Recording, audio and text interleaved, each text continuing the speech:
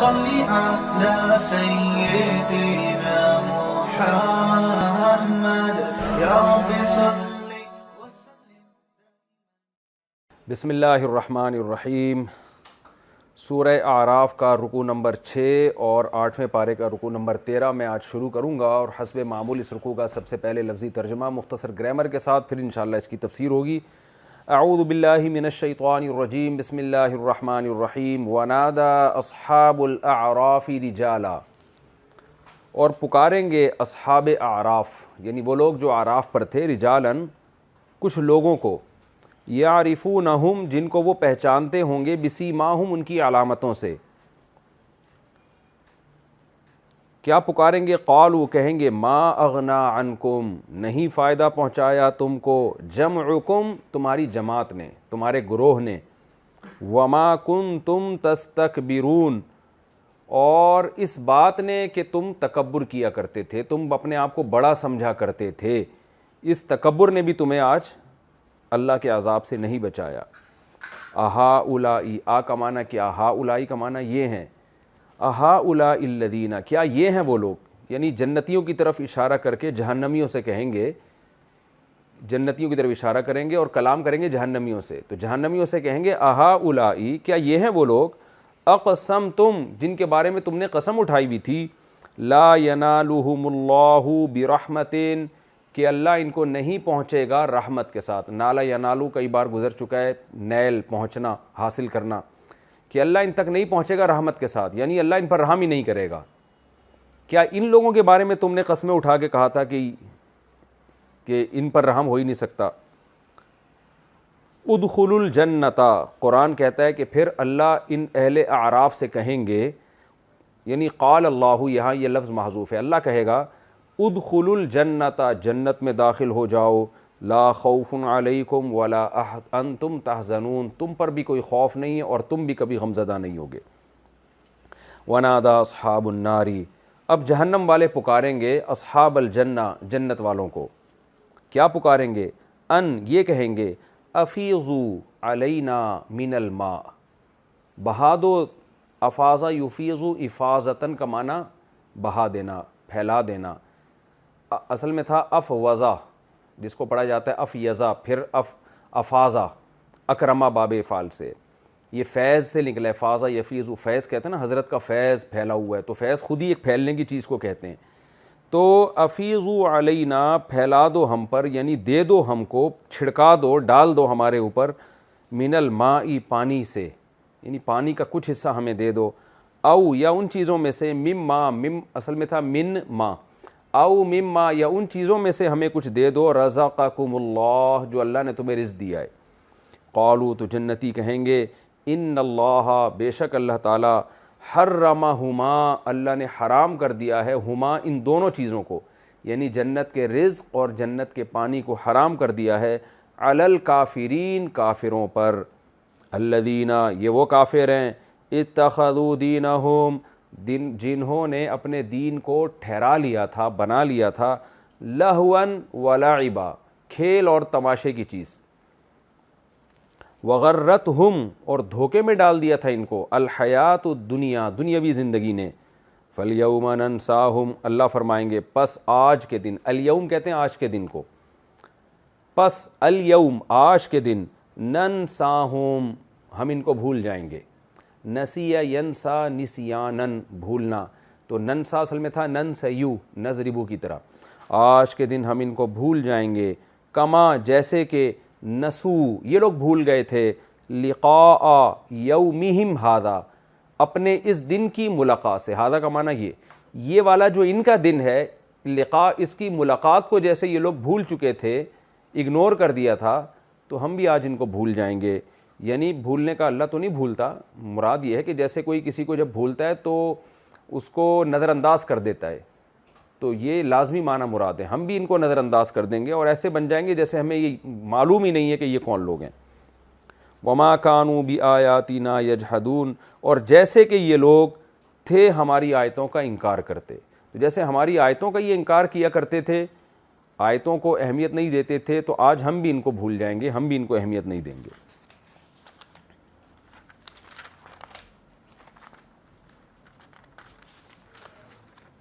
وَلَقَدْ جِئْنَاهُمْ، اور تحقیق ہم لائے ہیں ان کے پاس، بھی کتابن، میں نے بتایا تھا نا جاء یا جئنا کے بعد جب با آتا ہے تو اس کا معنی لانا ہوتا ہے، اور تحقیق ہم لائے ہیں ان کے پاس بھی کتابن، ایک کتاب، فصلناہ، جسے ہم نے کھول کے بیان کر دیا ہے، علی علم، علم کی بیس پر، دلیل کی بیس پر، ہدن، یہ کتاب ان کے لیے ہدایت بھی ہے، ورحمتاً، اور رحمت بھی ہے، یعنی اللہ نے اپنے علم کی بنیاد پر اس کتاب میں باتیں بیان کی ہیں، ظاہر ہے اللہ کا علم غلط نہیں ہو سکتا، یہ اس میں گائیڈنس بھی ہے، یہ رحمت بھی ہے، لقوم یؤمنون، ان لوگوں کے لیے جو ایمان لانا چاہتے ہیں، هل ينظرون، یہ لوگ نہیں انتظار کر رہے، الا تأویلہ، مگر اس کی تعویل کا، تعویل اصل میں کہتے ہیں اول کہتے ہیں انتہا تک پہنچنا، تو معال بھی کہتے ہیں منتہا کو، جہاں آپ کا اینڈ ہو، جہاں آپ نے پہنچنا ہو، تو تعویل ہم جو اردو میں تعویل کا لفظ استعمال کرتے ہیں اس کا مطلب ہوتا ہے، کہتے ہیں نا اس کی تعویل کر رہا ہے غلط سلط، تو ہم تعویل کا جو اردو میں مطلب لیتے ہیں وہ مطلب یہ نکلتا ہے کہ کسی کی بات کا ظاہری معنی نہ لینا، اس معنی پر اس کی بات کو لے کر جانا جو اس سے ظاہری طور پہ سمجھ میں نہیں آ رہا، تبھی ہم کہتے ہیں نا اس میں یہ تعویل ہے۔ جیسے آپ کو کسی نے ایک آرڈر دیا، اب جس نے آرڈر دیا ہے اس نے کوئی بات کہی آپ کو، آپ کہیں گے یار وہ آدمی تو ایسی بات کہہ ہی نہیں سکتا، تو ہم کہتے ہیں اس کی بات کا یہ مفہوم یہ ہوگا، ہو سکتا ہے اس کا یہ مفہوم ہو، تو ہم کہتے ہیں نا یہ تو تعویلات کر رہا ہے۔ تو کبھی یہ تعویلات جائز ہوتی ہیں، کبھی یہ تعویلات ناجائز ہوتی ہیں۔ اگر تعویل کے برحق ہونے کی کوئی دلیل ہے تو وہ جیسے قرآن و حدیث میں بھی تعویل کی جاتی ہے، اگر برحق ہونے کی کوئی دلیل نہیں ہے، اس کی مثال ایسے ہے جیسے قرآن میں آتا ہے کہ جو کسی انسانی جان کو جان کر قتل کرے گا وہ ہمیشہ جہنم میں جلے گا۔ اب اس آیت سے تو لگ رہا ہے کہ ہمیشہ جہنم میں جلے گا، لیکن ہم کہتے ہیں بھائی دوسری آیتوں کے جب ہم سامنے رکھتے ہیں جن میں آتا ہے کہ مسلمان کتنا ہی بڑا گناہ گار ہو جہنم میں ایک سزا کھانے کے بعد نکلے گا، تو ہم کہتے ہیں اس آیت کی تعویل یہ ہے کہ اس کی اصل سزا یہی ہے کہ جہنم میں جلے گا، لیکن دوسری آیتوں سے پتہ چلتا ہے یہ اصل سزا اللہ معاف کر دیں گے، اس کی ایک طویل عرصہ جہنم میں جلنے کے بعد اس کو نکال دیا جائے گا۔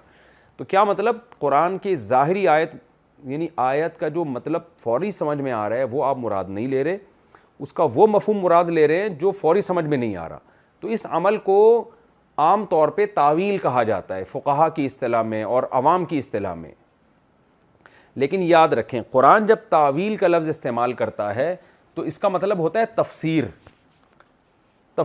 اس کی تفسیر، یعنی جب آپ کسی بھی چیز کو ڈیفائن کرتے ہیں چاہے اس کا ظاہری معنی ہی بیان کر رہے ہوں، جیسے سورہ آل عمران میں ہم نے پڑھا تھا کہ اللہ نے متشابہ آیتیں بھی نازل کی ہیں اور محکم آیتیں بھی نازل کی ہیں، اور متشابہ کے بارے میں اللہ نے کیا فرمایا، وما یعلم تاویلہ الا اللہ، کہ ان کی تعویل اللہ کے سوا کوئی نہیں جانتا، جیسے الف لام میم ہے، جیسے استواء علی العرش ہے، اللہ عرش پر ہے، اللہ کا ہاتھ ہے، تو اللہ قرآن میں کہتا ہے ان کی تفسیر، ان کی تعویل کوئی نہیں، تعویل کا کیا مطلب، ان کا جو اصل مفہوم ہے وہ کوئی نہیں جانتا، تو یہاں تعویل سے مراد تفسیر ہے، کیونکہ تفسیر کا بھی مطلب ہوتا ہے کسی چیز کو اینڈ تک پہنچا دینا، تو اس لیے اس کے لیے تعویل کا لفظ استعمال کیا کہ ایک لفظ ہے تو اس کو اینڈ تک پہنچانے کا مطلب کیا، اس کی جب آپ نے ڈیفائن کر دیا نا تو اس کو انتہا تک پہنچا دیا، تو اس لیے کسی چیز کو کھول کے بیان کر دینا یہ لفظ بھی تعویل کہلاتا ہے۔ تو تعویل کا اصل جو ڈکشنری میں مطلب ہے وہ ہے ایک چیز کو انجام تک پہنچانا۔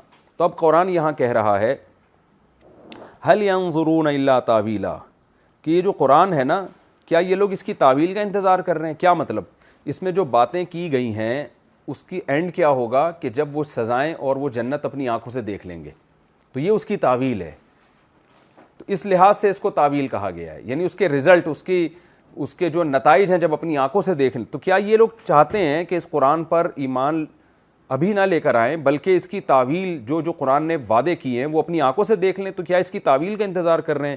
تو قرآن کہتا ہے یوم یاتی تاویلہ، جس دن اس کی تعویل آئے گی، یقول الذین، وہ لوگ کہیں گے نسوہ، جو یہ قرآن بھول چکے تھے، جنہوں نے دنیا میں قرآن کو اگنور کیا ہوا تھا، من قبل، اس سے پہلے، تعویل آنے سے پہلے جنہوں نے قرآن کو نظر انداز کیا ہوا تھا، تو یہ پکار اٹھیں گے اور کہیں گے قد جاءت رسول ربنا بالحق، تحقیق ہمارے پاس ہمارے رب کے پیغمبر حق کے ساتھ آ چکے تھے، فہل لنا من شفعاء، تو کیا کوئی ہے ہمارے لیے شفعاء، سفارش کرنے والے، فیشفعوا لنا، جو ہماری سفارش کریں، او نردو، یا ہم کسی طرح واپس لوٹا دیے جائیں، فنعمل، پھر ہم عمل کرنے لگیں، غیر الذی کننا نعمل، جو عمل ہم کیا کرتے تھے دنیا میں اس کے علاوہ عمل شروع کر دیں، ہم برا عمل کرتے تھے ہم اچھا شروع کر دیں۔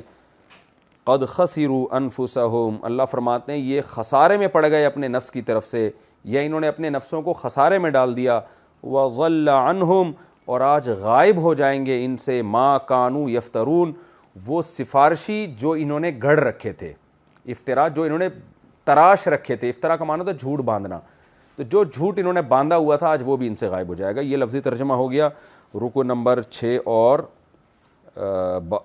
13، رکوع نمبر 6 اور 13 کا۔ اب میں انشاءاللہ اس کی تفسیر بیان کرتا ہوں، بہت مختصر آسان رکوع ہے۔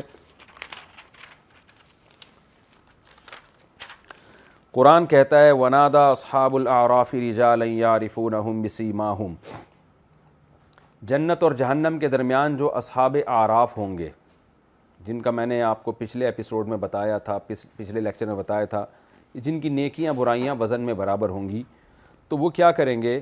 پہلے تو انہوں نے اہل جنت کو پکارا تھا، پچھلے رکوع میں تھا، ان پہ سلامتی اور امیدیں ظاہر کیں اللہ ہمیں بھی یہاں لے جائے، اور جب جہنمیوں پہ نظر پڑی تو انہوں نے اللہ سے پناہ مانگی، اللہ ہمیں ان لوگوں میں شامل نہ کر دینا۔ تو اب اہل جہنم کو یہ اہل اعراف پکاریں گے، کیا کہیں گے؟ ونادا، اچھا دیکھیں یہ پاس کے صیغے ہیں، نادا ماضی کے، لیکن اس سے مراد فیوچر ہے۔ کیوں فیوچر؟ اس لیے کہ گویا یہ کام ہو چکا ہے، یعنی اتنا یقینی فیوچر ہے کہ گویا یہ ہو چکا ہے۔ یہ ایک بلاغت کا قاعدہ ہے کہ فیوچر کی بات کو پاسٹ کے صیغوں سے بیان کیا جاتا ہے، یعنی اس میں تاکید پیدا کرنے کے لیے۔ اصحاب اعراف پکاریں گے کچھ لوگوں کو، یعرفونہم بسیماہم، جن کو ان کی علامتوں سے پہچانیں گے۔ اب یہ علامتیں یہ بھی ہو سکتی ہیں کہ لوگ اپنے ریلیٹیوز کو پہچان لیں گے، یہ بھی ہو سکتا ہے کہ ان کے چہروں کے نور سے پہچان لیں۔ نبی صلی اللہ علیہ وسلم نے فرمایا لوگ جب وضو کرتے ہیں تو ان چہروں پہ رونق ہوگی، وضو کے آثار ہوں گے، تو ان کے اعمال کی وجہ سے دیکھنے سے لگ رہے ہوں، یہ اللہ ہی بہتر جانتا ہے۔ یعرفونہم بسیماہم، ان کو یہاں تو جہنمی مراد ہیں، تو جہنمیوں کی بدعمالیوں کی وجہ سے یا جہنم کی آگ کی وجہ سے، یا ویسے ہی کوئی لوگ ایک دوسرے کو جو دنیا میں پہچانتے تھے وہی علامتیں دیکھ کے جہنم میں پہچان لیں گے۔ تو یعرفونہم بسیماہم، جن کو ان کی علامتوں سے پہچانتے ہوں گے تو ان کو کیا کہیں گے؟ ما اغنی عنکم جمعکم، کیا تمہیں فائدہ نہیں پہنچایا، تمہیں غنی نہیں کیا تمہاری جماعت نے؟ دنیا میں تو تمہاری ایک جماعت تھی، تمہاری ایک پارٹی تھی، تمہارا ایک جاہ و جلال تھا۔ وما کنتم تستکبرون، اور جو دنیا میں اپنے آپ کو اتنا بڑا سمجھا کرتے تھے، تو اس بڑا سمجھنے نے آج تمہیں فائدہ نہیں پہنچایا، کیونکہ جو اپنے آپ کو بڑا سمجھتا ہے عام طور پر ہوتا بھی ہے وہ، تو اس کی بڑائی اس کو بچا لیتی ہے بہت سی چیزوں سے۔ تو تم تو دنیا میں بڑی بڑی باتیں کیا کرتے تھے، بڑی عزت تھی تمہاری، آج وہ تمہارے کام نہیں آئی، اور تم بڑے سمجھا کرتے تھے، اور جن کو تم حقیر سمجھتے تھے جنتی، جن کے بارے میں تم یہ کہتے تھے کہ بالفرض اگر آخرت ہوئی بھی تو یہ لوگ اس قابل نہیں ہے کہ اللہ ان پہ رحم کرے۔ بعض مشرکین مکہ اور بہت سے کافر آج بھی دنیا میں ایسے ہیں جو جنت جہنم پر ایمان رکھتے ہیں، لیکن ان کا یہ نظریہ ہے کہ یہ جو لوگ ہیں نا، یہ جو اہل اسلام ہیں اور نماز اور داڑھی اور پردے والی عورتیں، یہ آخرت میں اللہ یہ چیزیں نہیں پوچھے گا، یعنی اگر آخرت ہوئی بھی اور خدا رحم بھی کرے گا تو جو دنیا میں کرائٹیریا ہے وہی آخرت میں بھی ہے۔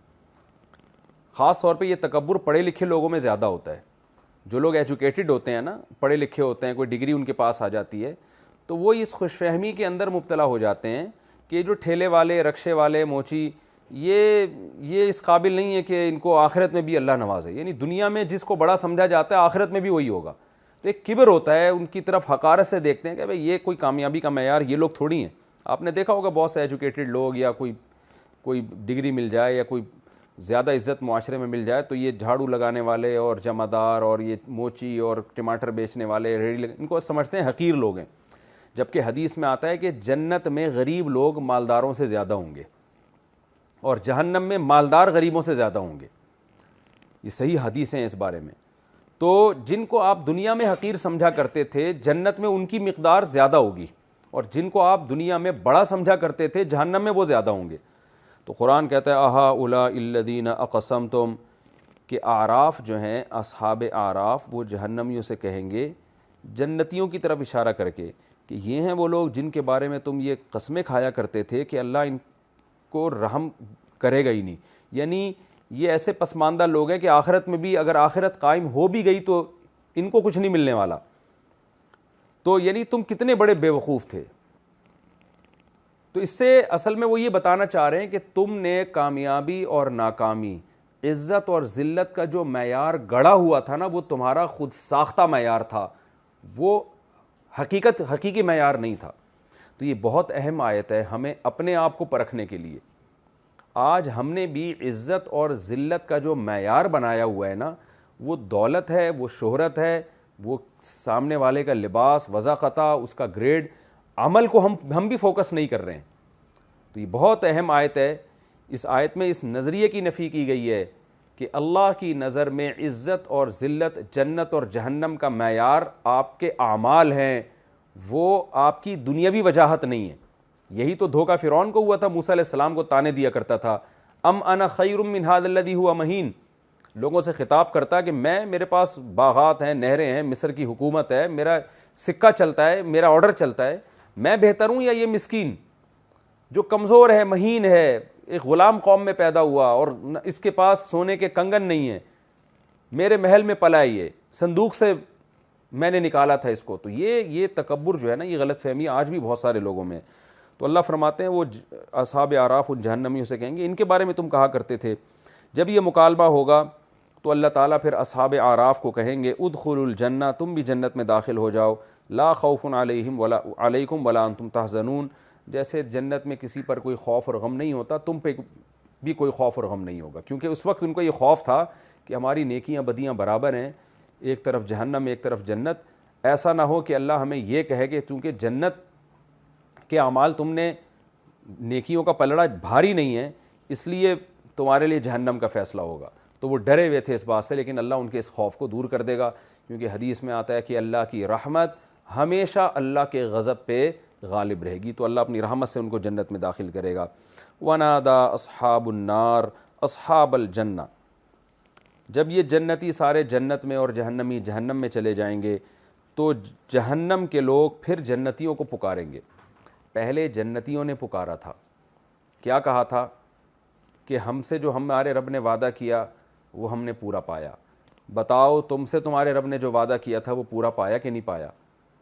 جہنمی کہیں گے بالکل. تو اب جہنمی جنتیوں سے کہیں گے افیضوا علینا من الماء، من تبعیض کے لیے بھی آتا ہے، ہم پر تھوڑا سا پانی برسا دو، جنت کا تھوڑا سا پانی ہمیں دے دو. او مما رزقکم اللہ، یا جو رزق اللہ نے تمہیں دیا ہے اس میں سے کچھ، یہاں بھی تبعیض یعنی کچھ حصہ ہمیں چاہیے اس میں سے.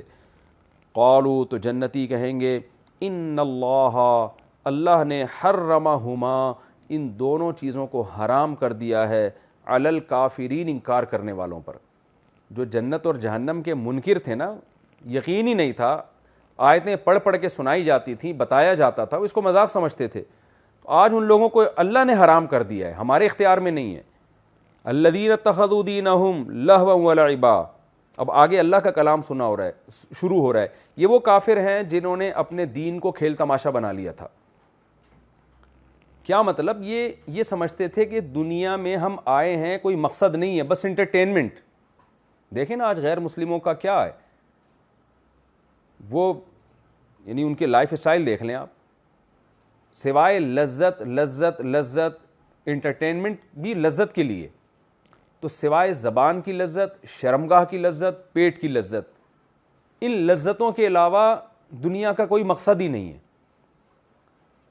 پوری کائنات اللہ نے انسان کے لیے بنائی، اور انسان کو مزے اڑانے کے لیے بنایا ہو، یہ بات عقل سے بالا تر ہے. تو قرآن کہہ رہے یہ وہ لوگ تھے جنہوں نے اپنے دین کو کھیل تماشا بنا لیا تھا، ان کا مذہب ہی کھیل تماشا تھا. میں تو جب یہ آیت سنتا ہوں تو میں جو لوگ بین الاقوامی سطح پہ کھیلتے ہیں نا، میں اس کے حلال حرام ہونے کا فتویٰ نہیں دے رہا، وہ آپ دیگر علماء سے رابطہ کریں، لیکن مجھے ایسا لگتا ہے کہ کھیل کو پروفیشن بنا لینا یہ بھی بڑا خطرناک ہے. ڈر یہ لگتا ہے کہ کہیں یہ لوگ بھی اس آیت کا مصداق نہ ہو. کھیل کھیل کی حد تک رکھنا چاہیے. آپ مفید کاموں میں اپنے ٹائم کو صرف کرتے ہیں, آخرت بنانے کے لیے. کمانا بھی فرض ہے, اس کا بھی آخرت سے تعلق ہے. ان چیزوں کے لیے جب آپ تھک جاتے ہیں تو آپ فریش ہونے کے لیے کھیلتے بھی ہیں. ظاہر ہے جسمانی ایکٹیویٹیز ضروری ہیں, کھیل کود, اس سے جسم صحت مند رہتا ہے, ذہن فریش رہتا ہے. لیکن آپ تھک ہی کھیل میں رہے ہیں. یعنی ایک ہوتا ہے نا کہ آپ ذہنی کام کر کے تھکتے ہیں تو جسمانی کھیل کھیل کے ذہن فریش ہو جاتا ہے, اور ایک ہے آپ تھکتے ہی کھیل میں ہیں. تو کھیل برائے کھیل میں ہی اپنے آپ کو تھکاتے ہیں, پھر اس سے فریش کرنے کے لیے پھر کھیلتے ہیں آپ. تو یہ کیا ہو گیا؟ یعنی یہ کھیل برائے کھیل ہو گیا نا یہ. تو اس لیے اس میں دو قسم کے آیتیں, اس آیت کے مصداق میں دو قسم کے لوگ شامل ہیں. ایک تو وہ جن کا دنیا کا مقصد لذت برائے لذت, وہ خدا کو بھول چکے ہیں کہ اللہ کے کیا حکام ہیں. ان کے ہاں زنا بھی حلال ہے, ان کے ہاں ہومو سیکچولیٹی بھی حلال ہے, ان کے ہاں ہر وہ چیز جو جسمانی لذت میں رکاوٹ بنے, بشرطے کہ ملک کے قانون کے خلاف نہ ہو. بس وہ ملک کے قانون کو تو اہمیت دیتے ہیں, اللہ کے قانون کو اہمیت نہیں دیتے. تو ہر وہ چیز جو جسمانی لذت میں رکاوٹ ہو, اس کو وہ کباب میں ہڈی سمجھ کے اپنے راستے سے ہٹاتے ہیں. یہاں تک کہ اگر وہ روزہ بھی رکھتے ہیں نا, تو وہ روزہ بھی اس لیے رکھتے ہیں تاکہ صحت اچھی رہے. صحت اچھی رہے گی تو ہم اور زیادہ لائف کو انجوائے کر سکیں گے. مسلمان جو روزہ رکھتا ہے وہ اس لیے کہ اللہ کا حکم ہے. صحت کا اچھا ہونا ایک ضمنی چیز ہے اس میں, تو اللہ کے آرڈر کی اللہ کے کوئی حیثیت نہیں ہے. تو ایک تو وہ لوگ داخل ہیں جن کا دنیا یعنی جن کا مذہبی کھیل تماشا ہے. دوسرا اس میں وہ لوگ بھی داخل ہیں جو ہیں مذہبی لوگ, لیکن انہوں نے مذہب کو بھی ایک انٹرٹینمنٹ کی چیز بنایا ہوا ہے. مذہب بھی نا ایک انٹرٹینمنٹ کی چیز بن چکا ہے. چند رسومات ہیں جن کو مذہب کا نام دیا ہوا ہے.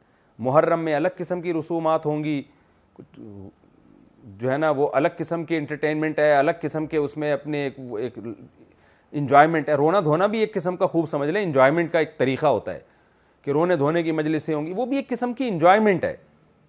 ربیع الاول میں الگ قسم کی ہوں گی, سفر کے میں الگ قسم کی ہوں گی, رجب کے الگ کنڈے پک رہے ہیں, کھا رہے ہیں, پی رہے ہیں, انٹرٹینمنٹ, یہ بھی ایک طرح کی انٹرٹینمنٹ ہی ہے.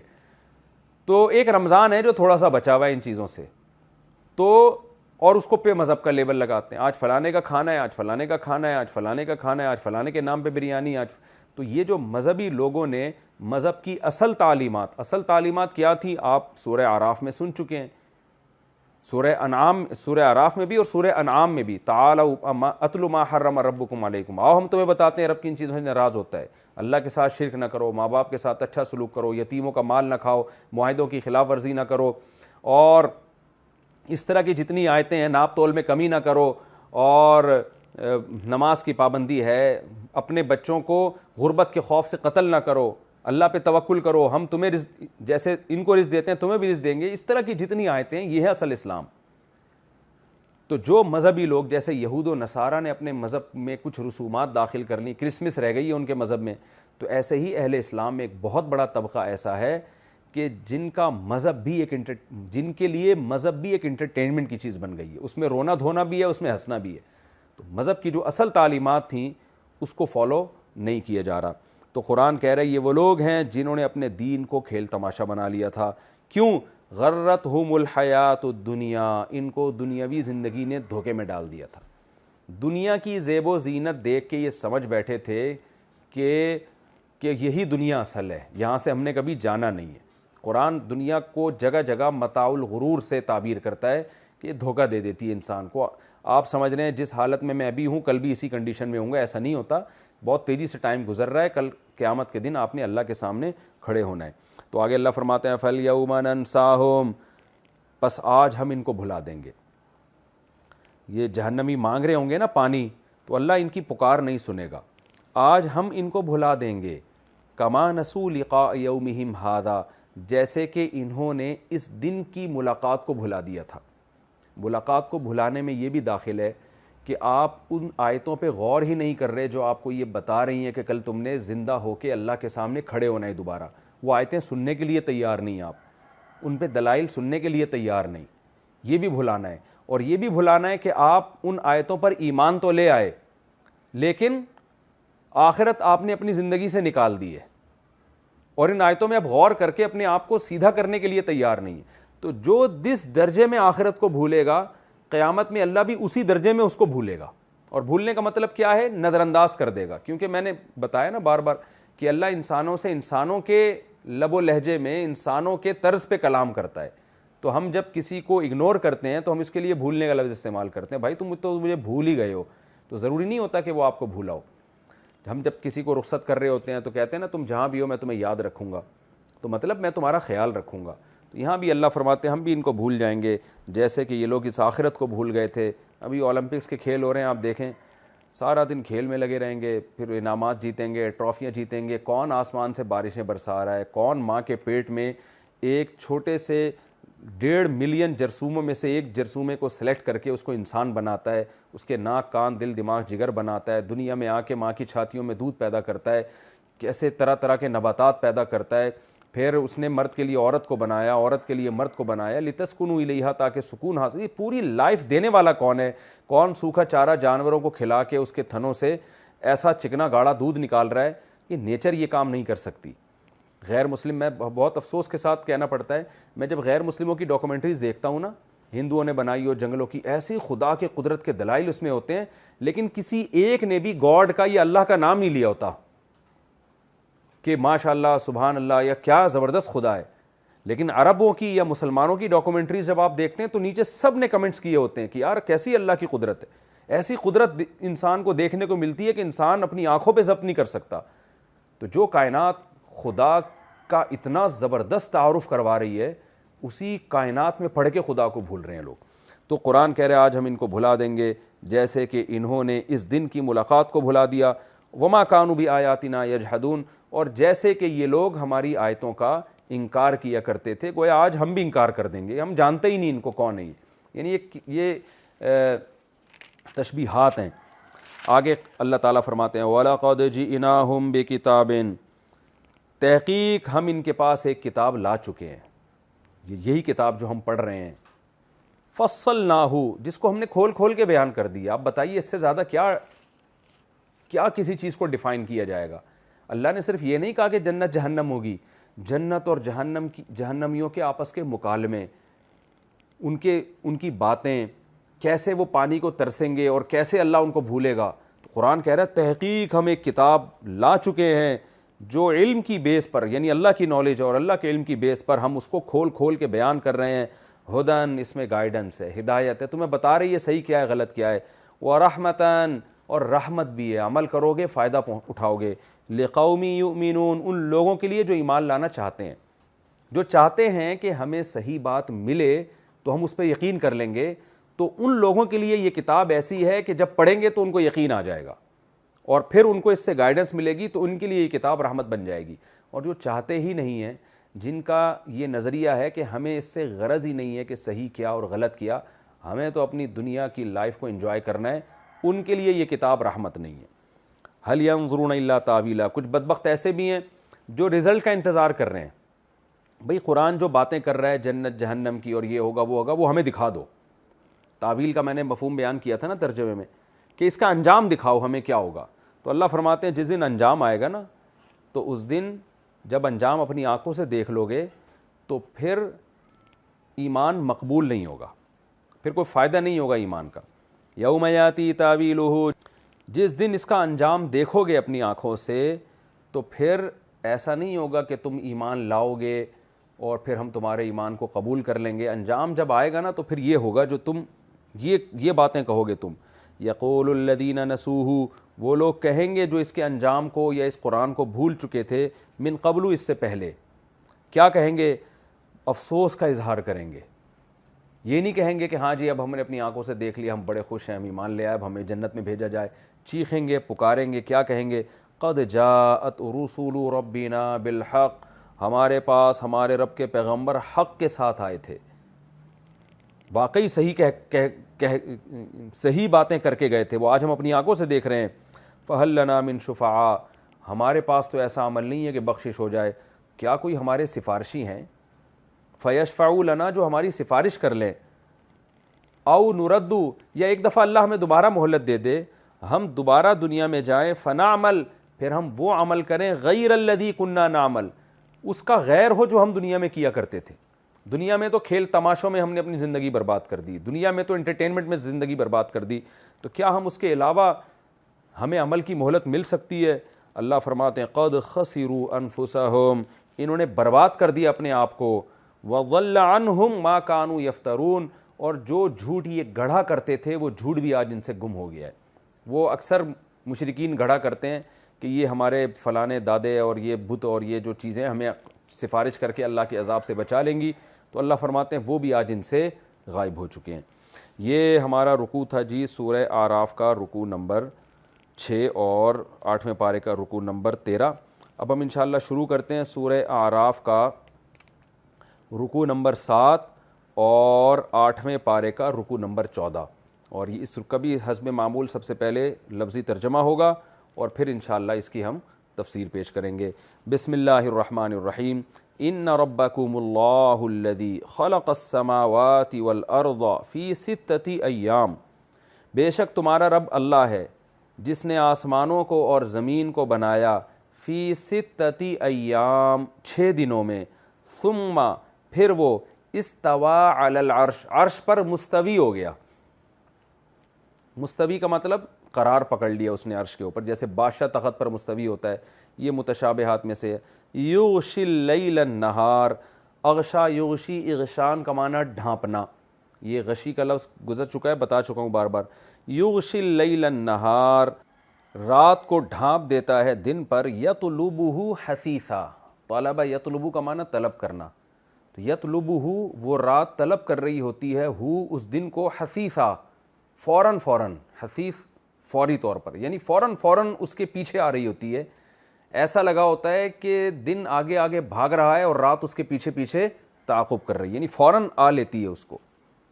والشمس والقمر، اور سورج اور چاند، والنجوم، اور ستاروں کو بھی، یعنی اس نے پیدا کیا ہے، مسخرات، اس طرح پیدا کیا کہ مسخرات، یہ بھی مسخر ہیں، یہ بھی تابع ہیں، بِأَمْرِهِ ہی اس اللہ کے حکم پہ۔ الا خبردار سنو، لہ الخلق، اسی کے لیے تخلیق ہے، یعنی پیدا کرنے والا بھی وہی ہے، والامر، اور حکم بھی اسی کا ہے، یعنی اس نے پیدا بھی کیا اور آرڈر بھی اسی کا چلے گا۔ تبارک اللہ رب العالمین، بہت برکت والی ہے وہ ذات جو تمام جہانوں کا پالنے والا ہے۔ ادعو ربکم، پکارو اپنے رب کو، تضرعا، تضرع کہتے ہیں عاجزی، عاجزی کے ساتھ، وخفیتاً، اور چپکے سے، انہو، بے شک وہ اللہ، لا یحب المعتدین، حد سے تجاوز کرنے والوں کو پسند نہیں کرتا، ولا تفسدوا فی الارض، اور زمین میں فساد نہ پھیلاؤ، افسد یفسد افسادن کا معنی فساد مچانا، بعد اصلاحها، اس زمین کی اصلاح کے بعد، وادعوہ، اور پکارو اس اللہ کو، خوفاً، خوف کے ساتھ بھی، وطمعاً، اور امید اور لالچ کے ساتھ بھی۔ ان رحمت اللہ، بے شک اللہ کی رحمت، قریب من المحسنین، اچھا عمل کرنے والوں کے قریب ہے۔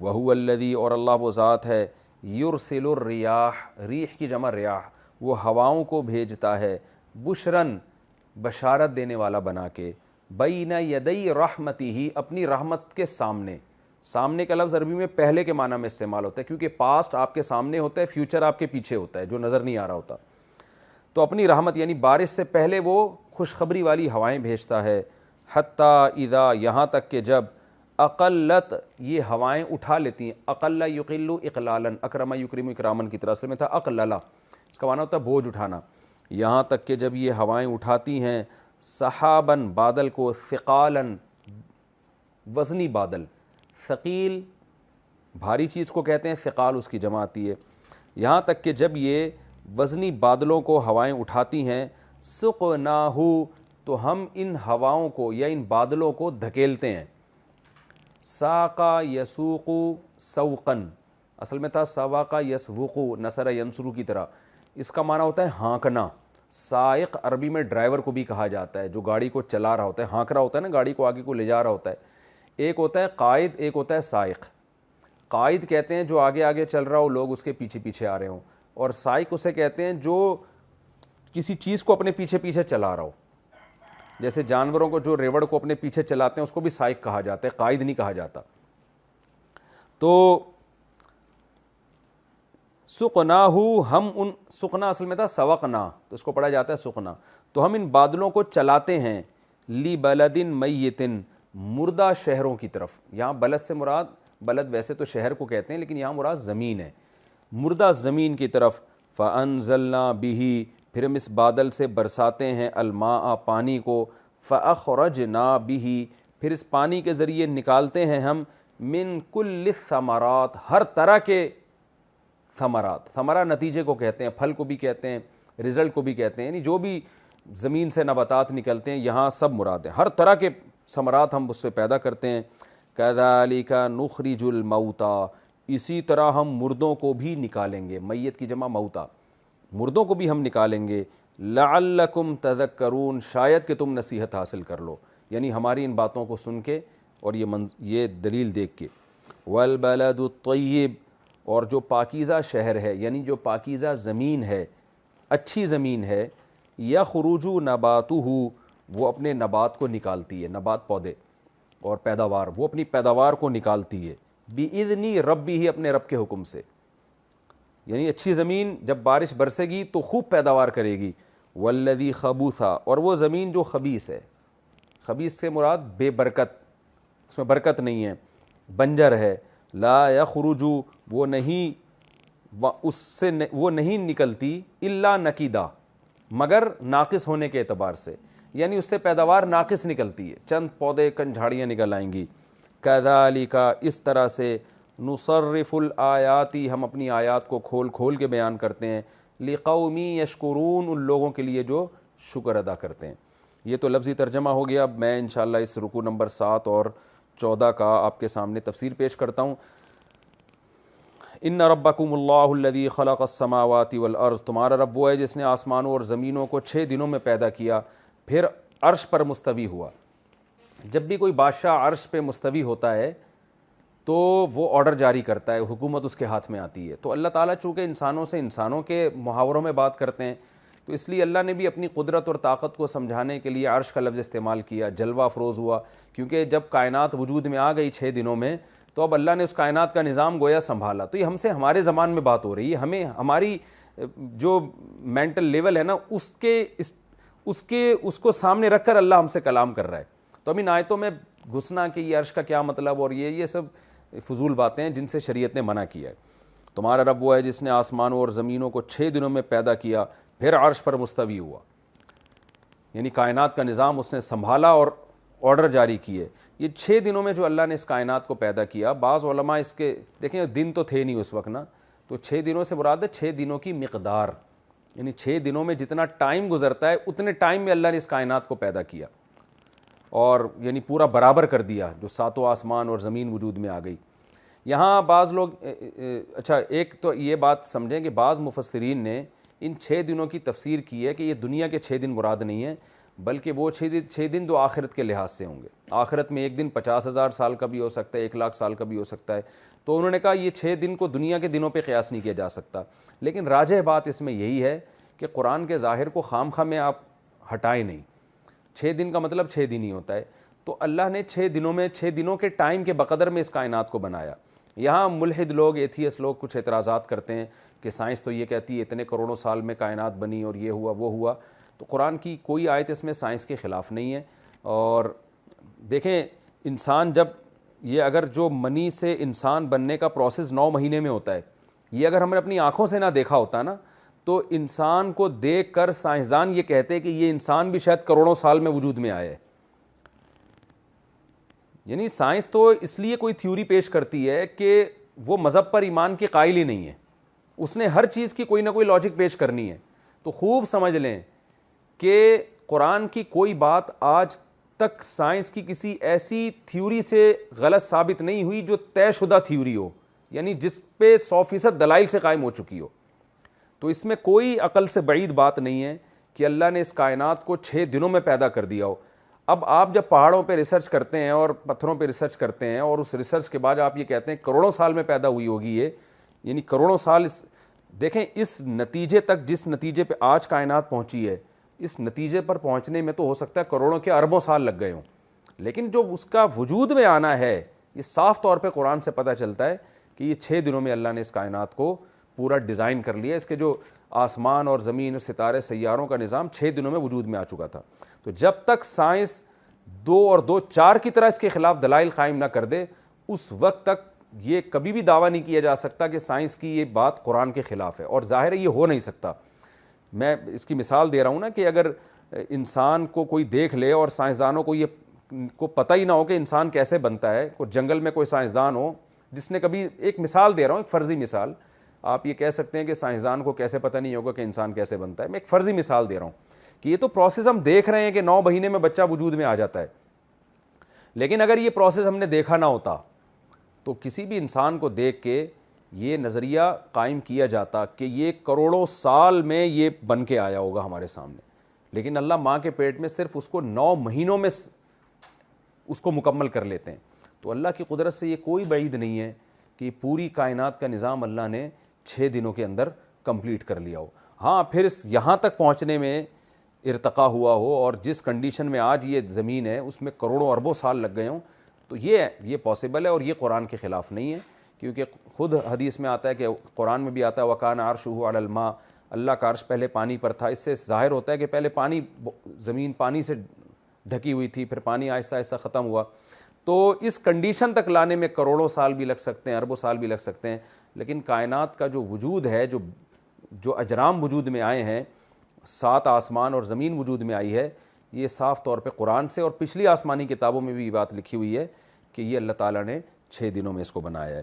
تو وقت ہمارا چونکہ کمپلیٹ ہو چکا ہے، انشاءاللہ میں سورہ اعراف کا رکوع نمبر 7 اور 8ویں پارے کا رکوع نمبر 14، اس کی یغشی اللیل النہار، یہاں سے اس آیت سے میں انشاءاللہ اگلے درس کو شروع کروں گا، اس کی تفسیر کو۔ اللہ تعالیٰ سمجھنے کی، عمل کی توفیق عطا فرمائے۔ وما علینا الا البلاغ۔